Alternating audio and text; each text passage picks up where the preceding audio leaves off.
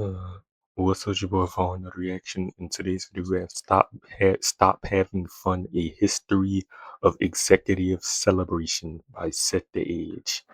Uh, the NFL be doing too much when it comes to celebrations. They be doing too much, like the taunting call, like let a nigga taunt gang, like niggas won't have fun.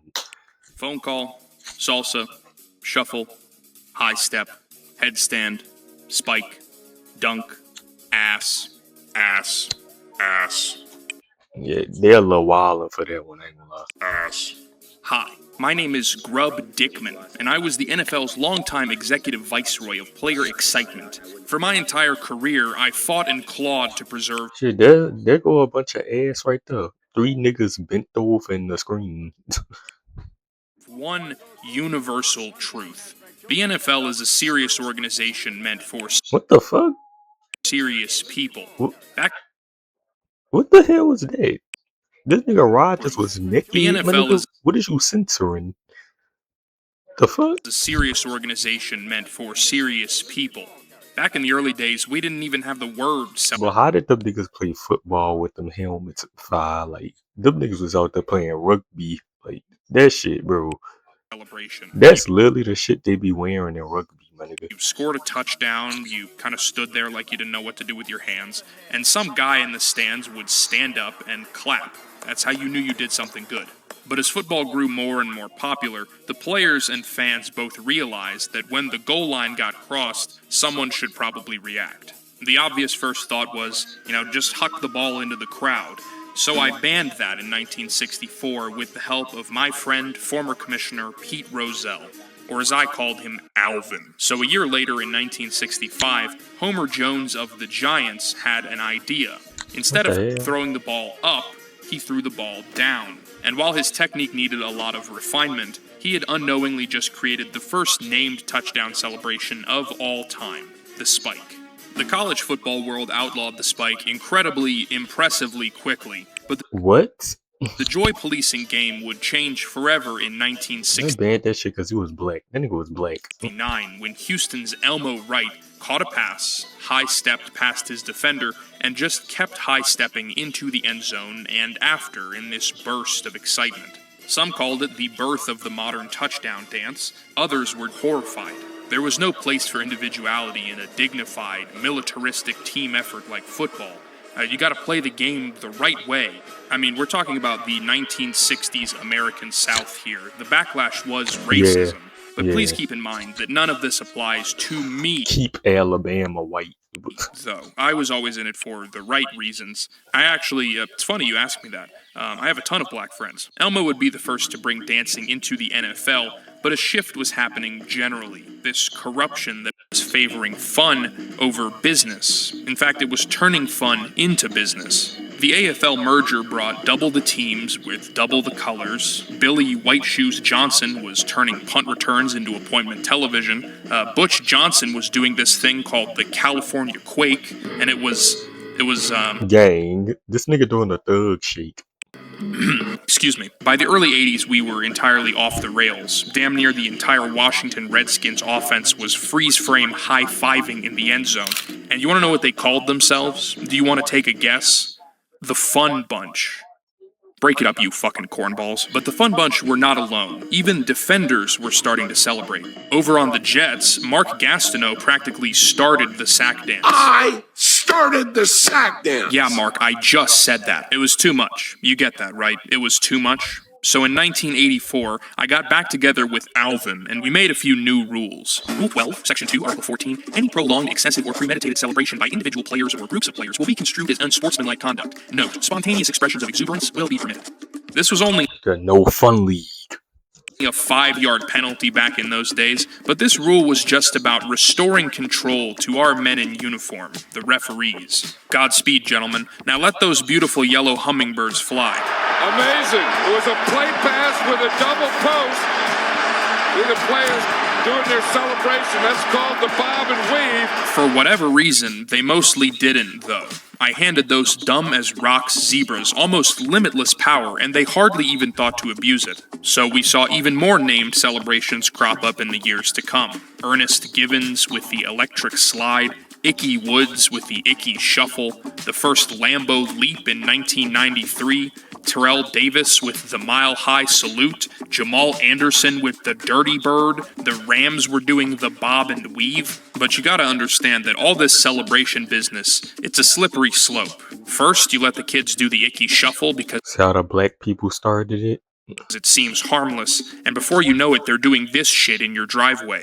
So I needed a way to institute another crackdown, something or someone that could spark an outrage.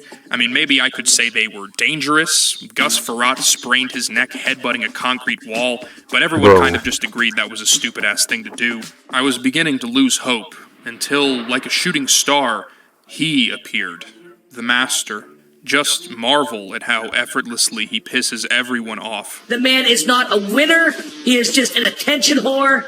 He is a disgusting example. Terrell Owens Dang, who is you? forever be the ultimate celebrator in my mind, not because of the creativity or the media attention, but his undying dedication to being a dick to anyone he viewed as his enemy. It didn't matter if you were a player, a fan, a former teammate, hell, a current teammate. Everyone was a potential target, and that hater's mentality is something I deeply respect. Wait, you called the nigga Ray gay? Lewis's, Hold on, what? and that hater's Wait, mentality, what? hell, a current teammate. It didn't matter if you were a player, a fan, a former teammate. Owens implies that teammate, ex-QB Jeff everyone Garcia was a potential target, and that is hater's gay? mentality What? is something I deeply respect. Mocking Ray Lewis's dance after scoring on the Ravens, mocking Bill Belichick and the Pats with a fake camera right after Spygate. I mean, let's consider the forethought to run routes with a Sharpie pressed against your ankle in an opposing stadium just so when you score, you can take it out, sign the ball, and then not hand the ball to a child in the stands, but hand it to your financial advisor. Hey, you can get this jersey right here in the pro shop. In the pro shop. The media just hated this guy. They did my entire job for me, and I'm thankful they did because I truly love him like a son. Since the NFL is nothing if not a copycat league, once T.O. pulled out that Sharpie, it became prop mania overnight. And he pulls up the protective coating.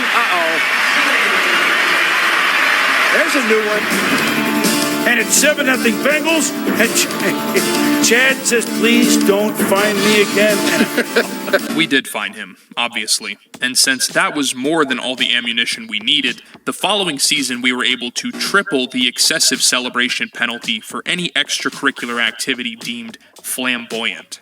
That might make you wonder where the line is that makes something flamboyant. I don't know, everything from like 95 to 2005 is a total blur. I was just totally drunk out of my mind on power, and also Seagrams. Fines or not, the players ignored the rules anyways. They were putting with the pylon, ripping signs away from fans, proposing to cheerleaders. Every week, there were brand new horrors flashing across every screen in America. As he shoots the moon to the fans here in Green Bay. That is a disgusting act by Randy Moss. Yes. And it's Shut up. unfortunate Yes. that we had that on our air live. Yes. That is disgusting by Yes, Randy Moss. I agree with everything this bright young man is saying. So in 2006, we banned it. All of it. Every last cheek.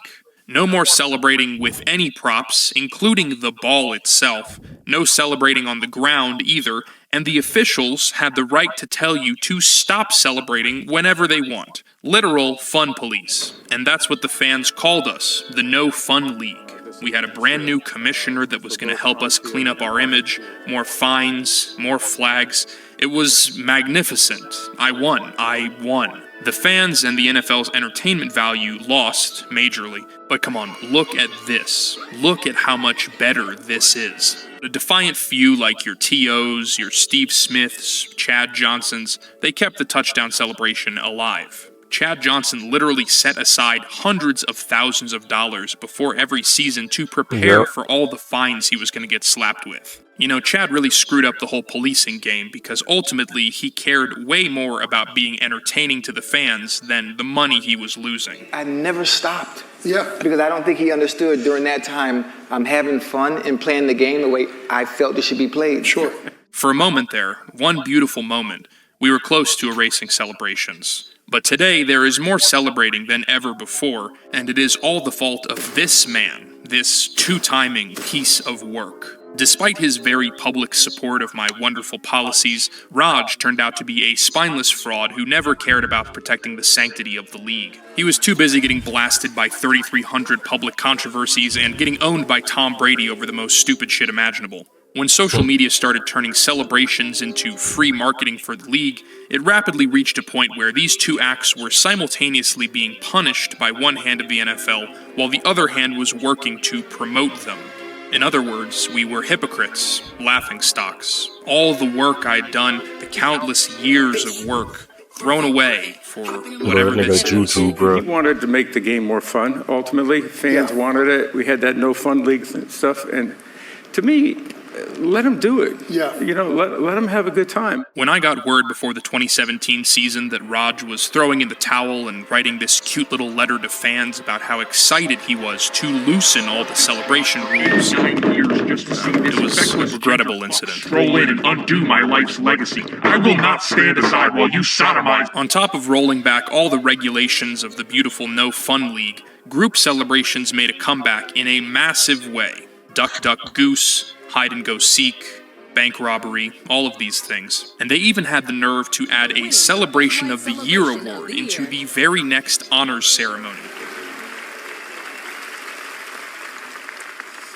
Welcome back to NFL Honors. I am here with Tommy DeVito. So yeah, for years now, I've been sidelined. All day, I sit in my house and have my savings account drained by fake women on the internet. I thought for certain that it was over, that my career fighting the war on fun was nothing more than a futile attempt to preserve something that was never worth preserving in the first place. But for the very first time, I was wrong. Conclusion of the play. Taunting. Taunting. Taunting. After the play was over, taunting. Offense number 9. Well, the league put an emphasis on taunting a couple of years ago. They've turned it into a felony, 15 yards. The penalty of taunting has been around for decades, but it wasn't made a point of emphasis until the 2021 season, because in the Super Bowl, this gentleman, Antoine Winfield Jr., had the stones to do this. Now, was this little peace sign an iconic, perfectly humbling callback to an earlier meeting that year between these two teams? When we played him earlier, Hill went off on us. He backflipped in front of my face, gave me the peace sign, so it was only right that I gave him the peace sign right back to him. No, it's a flag. So in 2021, we saw an absolutely beautiful surge in taunting penalties that were called. Looking at the sideline became a penalty. Taunting! And this, my friends, is the circle of life. The NFL and dear old Raj may have cast me aside to pretend that they're young and hip and sit around watching Mr. Beast, but I know the truth. This is still all about the same sense of control at the end of the day, just with a less noticeable, more covert operation. Boy, that is going to be a big penalty as he held it out to Denzel Burke, and you just can't. Wiping your nose. Gesundheit, 15 yards. Pointing downfield. No, I think you are shooting a gun. You want to look at your opponent after you tackle him? How about you go stand on the sidelines and buy a pair of binoculars? Right, yeah. The NFL knows these are unpopular calls, too, so often they're not even throwing the flag anymore. They'll just administer their control by tossing out a fine after the game is over, so nobody even knows about it. And do you want to know the best part? The way that I know the tide is changing back? They got rid of the celebration award. But seriously, I am completely out of money. Hopefully, I will die soon, but if not, I am going to need a job. Roger, I gotta say, you are looking great these days. You should give me a call. Maybe we can go out on town, grab some slop together, like the good old days, Forks optional. You know me. Okay, goodbye, everyone. That's all. How do I hang up the microphone?